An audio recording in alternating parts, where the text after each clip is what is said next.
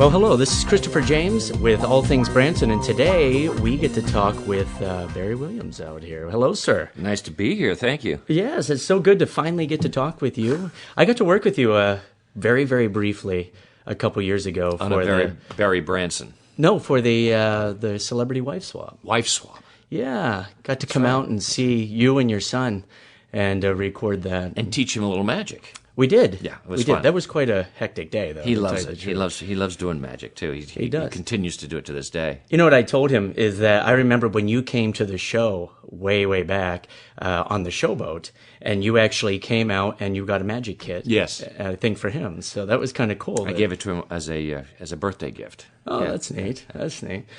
So a couple quick questions for you. Of course, you're best known for Mega Piranha. Yeah, of course. Yes. you were or Bigfoot. Mega piranha. These are so many questions. These are mega piranha. These are not these piranha.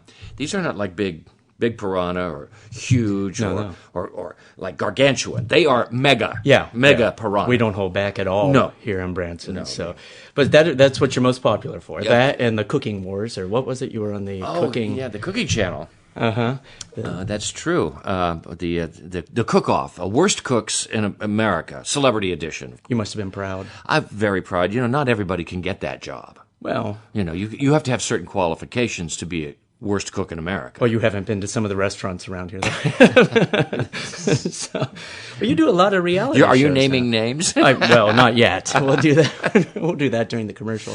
Right. No, actually. But you do a lot of the reality shows now, and I've done that's cool. Lots of television, and of course, Mega Piranha is my proudest reality show for sci-fi. Because I laughed the entire time. It was great. That's the idea. It's actually two boxes of popcorn movie. Yeah. You know, I love those sci-fi movies, though. I think they're hilarious. They're fun. That's what they're about. That's what they're about. A little over the top. Reality shows are great to do. You know, it's difficult to squeeze in more television shows or pictures carrying the schedule that we carry here in Branson between March and December, and doing shows every week, or in your case every day, or in your case sometimes more than one a day. Yeah, we do 12 a week. Wow. Yeah. Wow. I didn't know this was going to become a job. So is that how you make the big bucks? Well, you know, when I was younger, I said I want to make a ridiculous amount of money when I grow up, and I should have been a lot more specific. Oh, I see. No, but Branson's great. I mean, you've been here for quite a while. I'm in my now. sixth season. I'm my sixth season here, and I love it more every day. I am as excited now to get on stage as the first day I did. Because every day is different here. It really is. They really are. Yeah. Yeah. And the quality of life is good. I spent yesterday on a golf course, what is now known as Branson Hills. It used to be the Payne Stewart golf course. Absolutely beautiful. My first time there, and you know, who would know? Who would know that these little places are socked away to be enjoyed? Well, people don't realize that, because I used to do a little speech in our show about all of the golf courses we have and all the fishing that's here, and people have this image of Branson. What was your image? What was your perception of Branson before you moved here? Country music, live country music capital, small little town, middle America. And a place where, with a really healthy entertainment kind of community, and where a lot of musicians thrived. And I wanted to be part of that community. And I came here a few times to kind of check things out, see if it would be a good fit for me, because I knew it would be a big change for me coming from Los Angeles. And it is a big change, but I really like it. Yeah, I like it a lot, and to be able to attract a star from Mega Piranha. Yes, that's again, Branson is very fortunate in that respect. We know. We appreciate it every day. But what's your biggest surprise about being here in Branson? Because I'm like you. Before I moved here, I didn't know much about it. They actually called, and I did the same thing. Came out and checked it out. And I assumed that it was country music. And I actually showed up dressed kind of country-ish with a country act. Trying to fit in right away? I wanted to fit in. Well, you're good. Because I was moving from New York. You moved here from L.A. Oh, there's nothing like a New York cowboy, I tell you what. New York City. Yeah. But my biggest surprise was the families that were here in the summertime. In what respect? In that I assumed that we had an older audience all year long. Oh. And then in the summer, and that's how I geared my show the first year, 11 years ago. And then in the summertime, we had mostly kids. Right. Young kids at the show. Right, and I'm glad to see kind of the demographic shift a little bit. The seasons are longer now. I think the seasons themselves have changed. There's a spring and a fall that we didn't used to have 15 years ago, and there are a lot more families. My show is skewed a little younger than what I had heard was a typical Branson audience. Now, the first show I saw here was Andy Williams, right, and he had, definitely out the retirement community. As although I was a huge fan too, but my show is really geared more toward families and boomers and that kind of thing. Right. Yeah, my first show was the Presley show. Oh, the very first day I got here. There you go. Have you seen it? A few times. Yeah, that was the very first show I saw, and I thought, what am I doing? I don't do that type of... It's very patriotic. It's very patriotic, a lot of gospel music in there. And it's a great show. I love it. But it wasn't what I was doing in the slightest. Right. Probably not doing a great deal of that in Greenwich Village. No, not so much. Not so much. But that's the nice thing about Branson is that now I go to shows, for example, the Bald Knobbers show. Not something that I thought I would enjoy, that type of music. But you go and they know what they're doing. The nice thing about Branson is it's very natural selective in that only the good shows survive. And, no kidding. Yeah. And, I mean, there's a reason for that. It's the budgets are high. You need to attract people. And by doing it every day, you can begin to hone and develop the show. You take the thing, it's so obvious what doesn't work because audiences will tell you. And so you start, just kind of cutting that off in a way and keep replacing it with what does work. Yeah. So there is a natural selection. And a lot of people come here and think that they can set up put their name out on the shingle and people will come. That's not the case. Yeah. And if your show isn't strong, if it's not entertaining, if people don't, really respond to it well, word gets out. Oh yeah, because I've heard of some big entertainers, Willie Nelson, Wayne Newton, that just couldn't. It didn't work out. They're not a fit. It's just not a fit for them. And Branson is not a fit for everybody. Right. But for those that it is, it's a wonderful place to be and live. But I think some of the names that have come through, I think Wayne Newton's probably another example. They want to bend the community more around their lifestyle than they are willing to assimilate into the Ozark lifestyle. And I had that the first year. I was this worked for me for 10 years. It's going to work in Branson. It didn't work. It didn't work. There's some growing. So you asked me what my biggest surprise was here. It's the diversity of things to do. I thought it was essentially the Strip with theaters, and that was it. And when I got here, I discovered how many activities there are, and all the things that I love to do, and all the things I went on vacation for. The Silver Dollar City, and the amusement park, the hiking. I love to ride, but I haven't ridden since I was in my teens. Right. And now I have friends with horses. Todd Oliver is a friend of mine, and you may know him from both the boat or here at the Americana. We worked together for 5 years. Oh, did you? Yeah. And he has horses, and he likes to have them ridden. Yeah. So that works out really well. My son, who's now 13, Brandon, has become really a passionate fisherman. So he's up 5:30, 6 o'clock, and on Table Rock Lake. But he fishes both Table Rock and Taneycomo, and then of course all the fun things that you would have in a resort community, the go karts and the zip lines. That's all relatively new, though. I think the zip lines and everything. The zip lines are, but I came as I say 6 years ago, and some of those have been added, but many of them have been here since I've been enjoying life. Right, yeah, and we have quite a few of them. I mean, yes, there's a lot to. In fact, that's one thing we're doing with our television shows. We're taking teenagers, maybe when your son's in town here, and showing them everything that younger people can do in Branson. Cool. We're renting the little scooters. Have you seen the little red scooters that go around town? The little cars, the coops. Yes, but not for teenagers, are they? No, but they can ride with an adult. So we're taking a father and son. High flag on them. Yeah. We did a whole day driving around in those, and it happened to be like 104 degrees that day. We got so sunburned. It was terrible. Just terrible. He likes the segways. And those are fun for him. But I wouldn't want to cut him loose in the little red cars on the street. Yeah, it's incredibly dangerous. Don't you think? A little bit. Yes, like out around the lake. I took somebody for a ride, and they're like, "What are we doing? There's no guardrails out here." There's no, we were going 50 miles an hour. You make a good point. What couldn't we build some curbs on some of these roads? At least, just some of them, a little curb, a little guardrail, maybe. Yeah. That was my biggest surprise. Is because moving here, it's pretty hilly where I was in upstate New York in the Catskills there, and so we.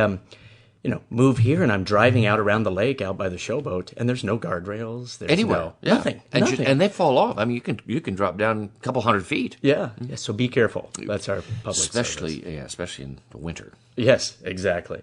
So I want to talk about your childhood a little bit, because I've read something, and I need to know if this is true. Your neighbor was Peter Graves? Yeah. Really? He has the most haunting voice. Wasn't he doing those unsolved mysteries or something? No. What did he do? We were in the 50s, right? That's when he was next door. But we should probably explain a little bit about Peter Graves. Yeah. Because most people know him as the silver-haired Mr. Phelps from Mission Impossible. My favorite show, by the way. And his daughter's my age, and we went to nursery school together, preschool. And he was doing a very different series called Fury.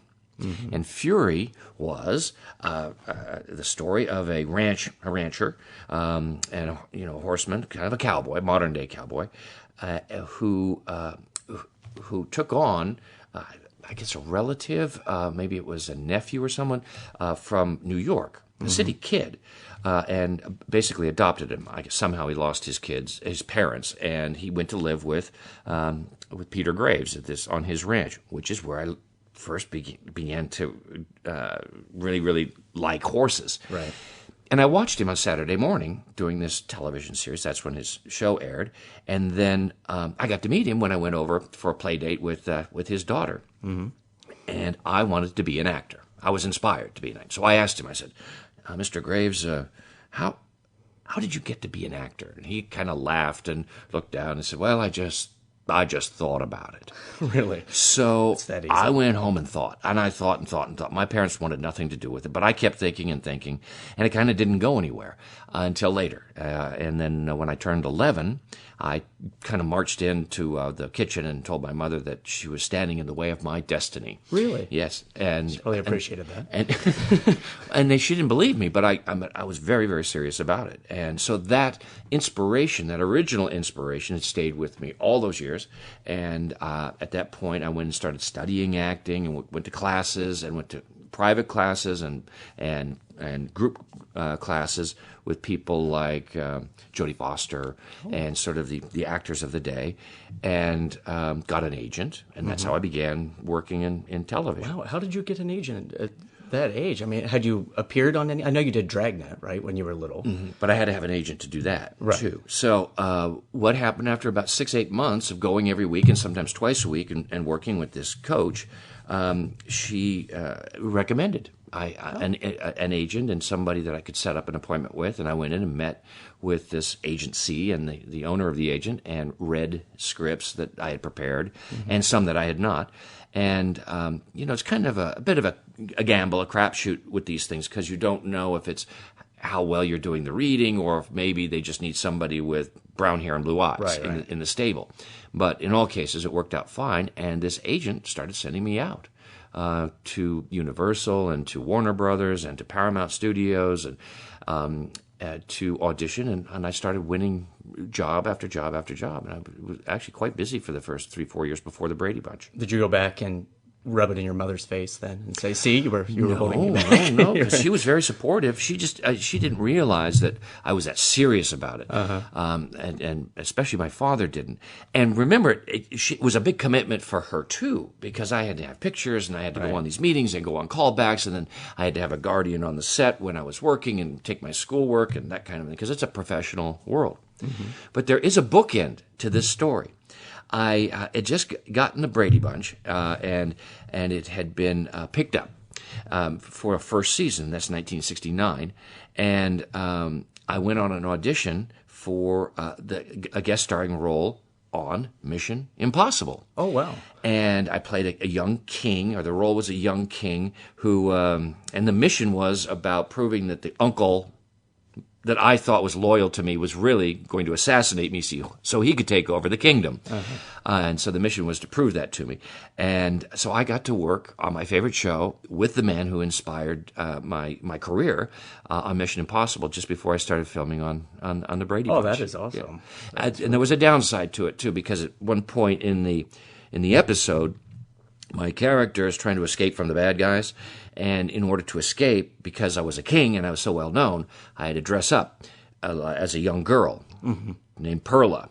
And that was pretty much when my dad gave up on the whole show business idea altogether for good. Oh, seriously? Yeah. Well, he wouldn't like Branson because every show has a guy dressing up. Well, that's very true. That's another surprise that came. It was wow, there's a lot of drag here. A lot of drag. Talk about dragnet. There you go. No, but it is a little weird, I think, that I don't do that in the show. So you're giving that, that's not part of the matter. Not yet. Well, you transform into a woman or something? No, not yet. Not yet. No, I haven't reached that. It's coming. Yeah. Oh, yeah. Well, a few more years here in Branson. So, but that's neat. So you end up on the Brady Bunch, of course, and of course that's your big. I guess your. Well, it's close to my Mega Piranha profile. Yeah, I was just going to say, not quite as big as Mega Piranha. But I saw something in the lobby. You guys, I didn't know you had a cartoon. For the show too. The Bradys have been everything. I mean, a sitcom, a animated cartoon show. Did you do the voices for that? Yes, but here's something interesting. The company that did the Brady Kids, it was called the Brady Kids. They didn't have a big budget. They also produced the Archies, the comic book Archies, animated Archies, and they had stopped doing that, but they had all of the pictures. And so what they did to save money when they took over the Brady Kids, they put the Brady Kid faces and heads on the Archie characters. Oh, nice. Which is why we're dressed the way we're dressed, and we move the way that we move. And so that was... but we did do the voices. That's cool. We did. That's do very the voices. similar to. There's a couple shows here in town that changed their cast quite a bit, and I was looking at some of their posters, and you can clearly tell they just put the new heads. Right. Budget thing. Yeah, right. Exactly. But you did that, and of course, you guys were singing for a while and toured a little bit. The Variety Hour. Oh, right. We did. We recorded albums, so we were a singing group, and we did concerts around the country. We had a Variety Hour. That was. Don't tell me you missed that. Oh, well, unfortunately. Oh, no. Gosh. Well, I'll have to get you a couple DVDs. I used some of that footage in my show because we wore these jumpsuits that were like super, super tight and sparkly. And then setting up Branson again. I point out there's nothing has changed. And same old. So we were the Variety Hour. That was a hoot. But we had great guest stars like Donnie and Marie. We had Rich Little. We had Milton Berle. We had Farrah Fawcett. We had Tina Turner. Oh, wow. We had Rip Taylor. All kinds of great guests that were on. And then so we had a good time doing that. And then the Variety Hour. Then we went. Then we did a Very Brady Christmas. We all had a very Brady Christmas. You guys really milked this, didn't you? Yeah, totally. It was like once I got into the Brady Bunch, I pretty much became Greg. Right. And then we had the Very Brady Christmas. Then in the '80s, we were all grown up, so we had a new series. And just check out these titles. We had the Brady Bunch, then we had the Brady Kids, and then we had the Brady Girls Get Married, and then the Brady Brides. Oh, I saw that. Then I remember seeing that when I was a Very Brady Christmas. And then in the 80s, we were grown up, and they were really stuck for the title of the series.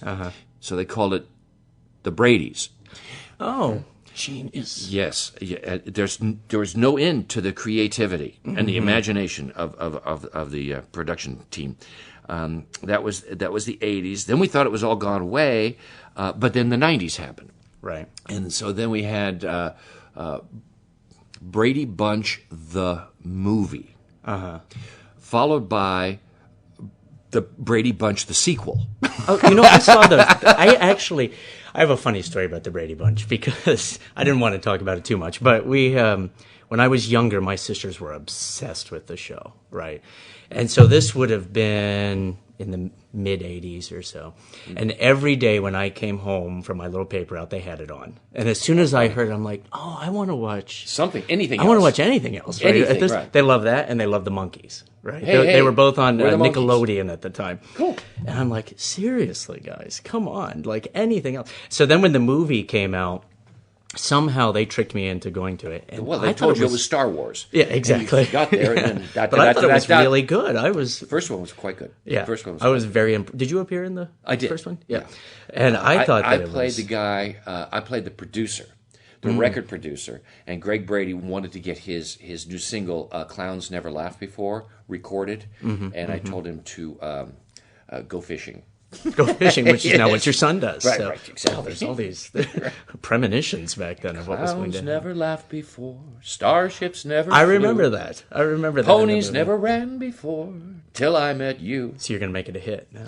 So. I'm thinking about putting it in the show, but dressing it up and making it a rap. You could, and dress as a woman. Yes. That used to be a king. Right, yes. And now a queen. Yes. So there you go. But no, I remember all that. I remember the movies. And even now on your Facebook page and stuff, I see where you have the reunions that come up all the time. And they seem insanely popular. Right. We have like Brady Bunch Weekend, and they go, these kind of like Comic-Con things where you go and people come and share their memorabilia and their stories of And they the know Brady everything Bunch. And about it, don't they? more than I do. Yeah, and I wrote the book. Yeah. I wrote the Growing Like Up Brady. literally. Wrote the book. Mm-hmm. Did you not know? Best-selling New York Times best-selling author. Yes, of course I knew that. Yeah. I got mixed in with the cartoon. And I also made Growing Up Brady. I produced it as a 2-hour movie for NBC in 2001, and that's the last sort of Brady thing that's been on TV. On television. Oh, it'll come back. I'm sure. They need to have like another series. Like I don't think so. I think we've done it. No, I think we've done You're over it. Well, and Robert Reed is no longer with us. Oh, true. So. Now, do you remain close with the rest of the cast? Yes, all of them, in fact. I cool. speak and see all of them. Mm-hmm. And most are in California. Eve Plum is in New York. I'm here in Branson. And the youngest, Bobby Michael Lookenland, is in Utah. Mm-hmm. Everybody else is in California. But we speak pretty often. Oh, that's cool. Yeah. There's this new thing that's come out that's made communication like really quite a bit more convenient. Cell phone. Cell phones. There is a cell phone. It's a device, and some of us older folks are catching on to it. That's cool. And you can both speak audibly. And you can actually, they call it text message. But isn't that weird? I thought we invented phones so we didn't have to write to each other. Yes, and so now we write to each other on our phones. This is technology, though. Now it's all backwards. Yeah. Well, that kind of segues into something I wanted to ask you, because you grew up during an interesting time where there were all these family shows on. I think around that time you probably had the Partridge Family on, and the Monkees were on, and all these things. It's changed so much now. Now we don't have a lot of scripted TV. We have the reality shows that we were talking about. Mm-hmm. Plus, the internet has changed entertainment so much, where you worked really hard to get your acting, get your agent, and get off the ground, where now everyone seems to be an actor. You just post a video online that's 40 seconds, and you think you're an actor. And so... Yeah, we'll see how that works out for these people. I know. You don't make money at it. No, I've tried. Yeah, I know. Tried. You really don't make a lot of money, and you are the flavor of the week. Just ask The Bachelor. Yeah, that's my complaint about reality shows, because they've come to Branson and they recruit people for America's Got Talent. And we talk about this a lot. I interview a lot of the people that have been on these shows, The Voice, America's Got Talent. You're basically giving the producers free talent. Because you're going on there, and those shows are a commercial now for the end product. No question about it. Yeah, the entire thing is people pay to vote. They get commercial money for this, and all the producers are doing is setting you up to buy the album that comes out at the end. It's basically a 13-week commercial, and they are the ones who own it, lock, stock, and barrel. And talk to people from Idol. From American Idol, they have no life, and they're owned completely, and when they go out on tour, and if they're selling out, the producers of the television show are the ones that are making the money, not the artist. And they get first dibs. Like, if they tell you they have a gig for you, you pretty much have to go and do it. You have to. Yeah. And so I've been approached a few times, and I say, no thanks. I have a job already. Right. And you look at the contract, and it's just so restrictive. But I think the day and age of these reality shows like that is going. Because I just saw where American Idol, this is the last season, where they just wrapped it up. And so I think a lot of those are going away. And I frankly hope so. Yeah, I hope so too. I really do. But there are some great scripted television series now. I'm following House of Cards. Oh yes, I'm obsessed with that show. I just love that show. Better Call Saul. Oh yeah. Now there are others that I keep hearing about, but I don't have HBO. So like Game of Thrones. Yeah, I understand is wonderful. Castle stuff and Scandal. There's some terrific shows that are on and scripted, and I'm much more comfortable with those. Yeah, me too. But here's the interesting thing about those that I point out, because in my show I do a lot of jokes about people on the internet now, and I say as a variety performer, I have to keep my bits down to 45 to 90 seconds. Yes. Or else I lose the attention span. And so I do a whole bit. I'm sorry, did you say something? What? Yeah, exactly. So you need to come see the show, because I do a bit where I watch for somebody on their phone, and then I do an entire bit destroying that phone. Perfect. For the show. And the entire time I say, now we sit when we're out to eat on our phones, and you're with your kids, and what are you telling them? There's something somewhere, I don't know what, that's more important than a conversation with you right now. And I think that's terrible. Everybody looks down. Nobody looks up. No. And with those shows you're mentioning, because Better Call Saul is one of my favorites, Yep. and House of Cards, we can't get enough of that. I think it's brilliant. So many layers. On so many layers. Yeah, it's just such good writing. And Kevin Spacey, come on, he's good in everything. And there is great writing, but they don't have to use much imagination for their plot lines, right? Because they take them right out of the Especially headlines. Now. I mean, Especially now. But here's the thing about those shows: is those are all shows that come out in bulk for the most part. Love it. And love you it. Love it. You like to do that? You Binge. You binge watch them? Absolutely. We do Give too. me a Sunday. Give me a Sunday when especially if it's rainy, because otherwise I'm out on the lake. But a Sunday I can start and just like work it in. Grab a couple, then lunch. Right. Grab That's a what we couple do. more, take a little walk, come back, and then for dessert, episode 5. Yeah, this is how lazy we are. We love Walking Dead. We're obsessed with zombies and vampires in our family. We dress up as zombies and go around town on the hike. So you see my little 4-year-old twins dressed as zombies walking around. You have to help me with this because I've stayed away from it because of the genre. But the people that are devotees of The Walking Dead say it's no, it's not that, It's really the story. It's really about the people, and it's about the struggle and all of that. And they got some kind of grounding on this that I don't quite understand. Is that true? It is true, because the play on words is The Walking Dead doesn't refer to the zombies. It refers to the people that are just walking around. Ain't the live people that are walking around, and what are we going to do? Yeah, I see. Like, what are we going to do? We're just trying to get through the day. Because, They're the Walking because Dead. the ones that are dead, Yeah. the ones that really are dead, they know exactly what they want to do, and they want to eat you. Yeah, exactly. Yeah, exactly. We took my kid's little Tykes car, the little orange and yellow one, and camouflaged it and put biohazard symbols all over it, and dressed them up as zombie hunters with little Nerf crossbows. And then my wife and I were zombies pulling the kids with chains on, like we were there. I hope I don't run into you on a trail. It would scare the heck out of me. How old are the kids? 4. They're twins. So. Fantastic. Yeah, but we love that stuff. But we do the same thing.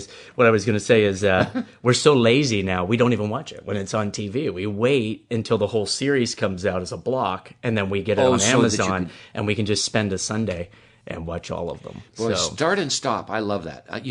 Because you can't do this in the movies, right? No. But you can in your living room. People in the movie theaters try to do this, but really the only appropriate way to do it is in your living room when you don't quite get something fully, or you want to share a thought about it. Bang, pause. Right. And I'm on the internet the whole time, speaking of phones, because I'm looking up all the trivia about the movies and stuff. Yeah. But you like to travel. You like to do things. Yep. For example, something strange happened. This year, I had to go to Disney World. last. You want me to feel sorry for you? No. You had to go? You will. They called me. I was on a cruise ship, which, by the way, I've got to meet Florence on the cruise ships and stuff. She does a lot with the cruise ship. She's huge. She loves to sail. She loves to be out on the water. She, she had a 130-foot yacht in Marina del Rey until she lost her husband. And so it was just too much at that point. But she loves to go on the cruises. Yeah, I love it when she's there. I mean, people go crazy for her. I'm doing a cruise next year. Oh, you are? In March of 2017. I'm hosting it, and it's all it's called Rock and Romance.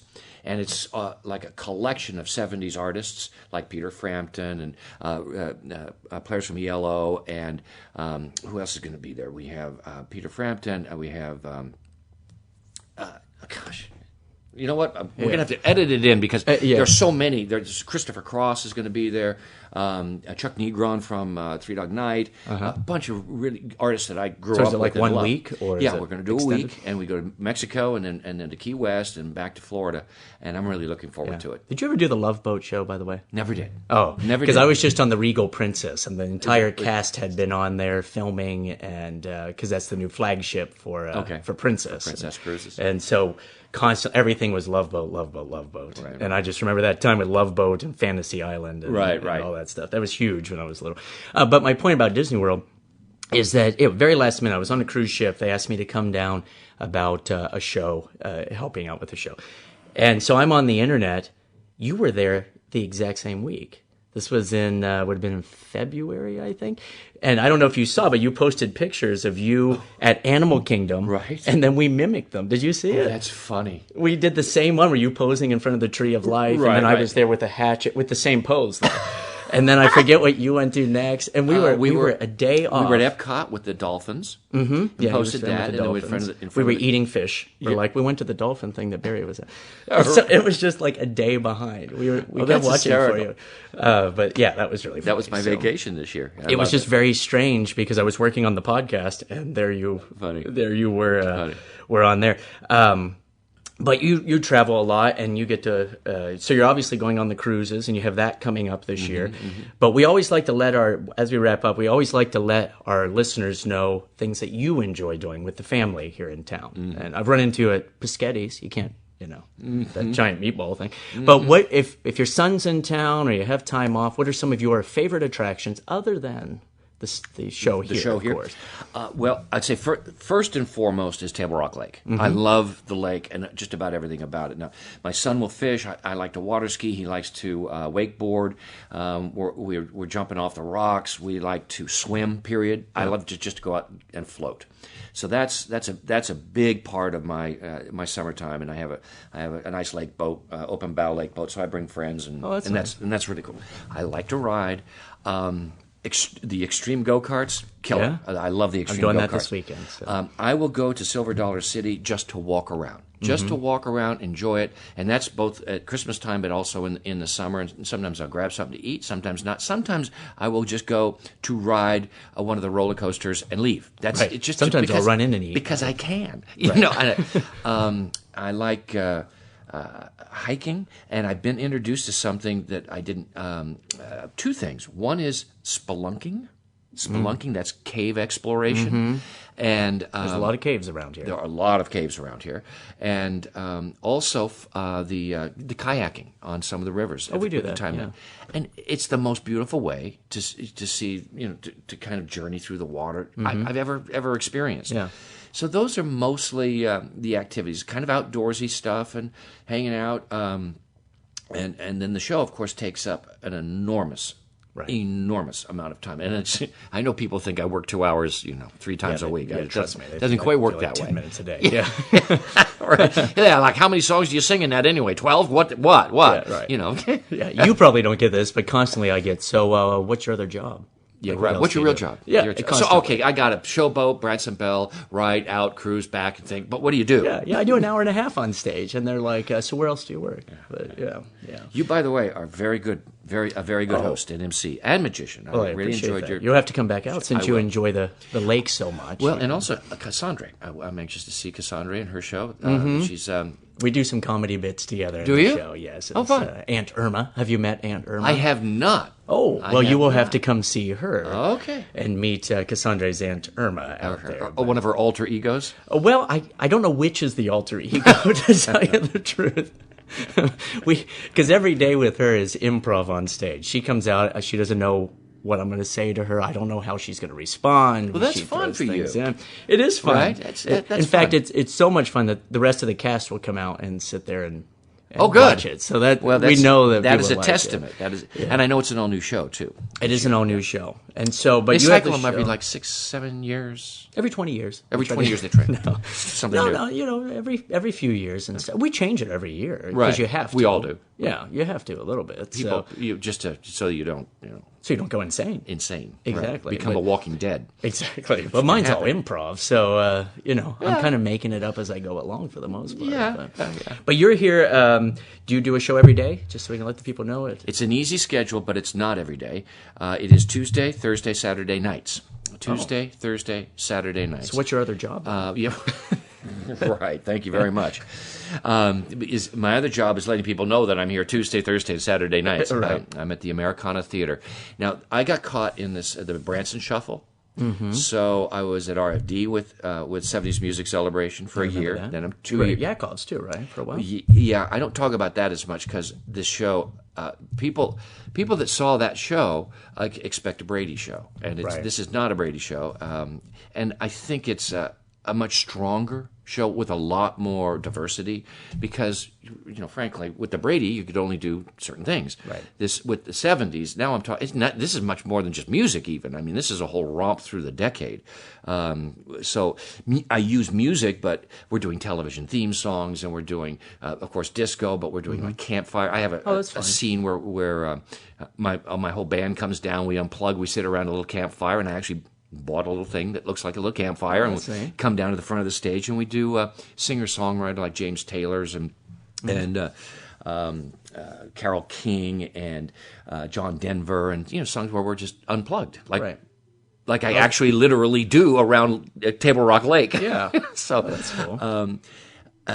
And we have the whole decade to go through. So. Yes, I was at Yakov's with a different show, but we had 70s at RFD and then 2 years over at the Hughes Theater, but always in the daytime. Mm-hmm. Finally, I feel like I've arrived. Now I'm here Tuesday, Thursday, Saturday nights, 7:30, and it's working out much better. I'm much happier doing it, and I think it's more appropriate. Well, that's cool. Well, we will put a link to the schedule. Great. And get people out here, and I hope you come out to the showboat as well. I don't know when this airs, but if until May 5th, I've got Area Appreciation going on. Well, there you go. So people that live here can it'll come be for that. So great. No, that's great. So I'm looking forward to seeing the show. I'm coming this weekend with the kids, with the twins. Great. We're going to dress as zombies. Okay, just so you know. Please do, and scare everybody. Well, see, we don't draw attention to it. We just act like it's totally normal. Is what we do. Here's what I think will surprise you. They're 4, right? So yeah. So I'm going to guess they were not alive during the 70s. Probably not. Probably no. not. We are time travelers. Okay. So they're going to know a lot of the music. They will know a lot of the music that's in it because many of these songs are used in kids for soundtracks in the movies, like Kung Fu Fighting. True. Right? Yes, I never thought of that. The Hustle, the Car Wash, things like that. So and they watch Megamind and all that stuff. Right, all that music. So I think they'll have a great time. Oh, they always have a great time. Good. And I had a great time. Thanks for finally talking to us out here. All right. And my pleasure. I look forward to seeing the show. You make it sound like I had said no a few times. No, you never did. It's just that our schedule has been crazy, Right. And so we're Here just we are. happy that you finally got it. I actually showed up the first time you asked. Yeah, you did. Very nice to talk with you, and thanks for listening to All Things Branson. This is Christopher James. Bye-bye. Bye-bye.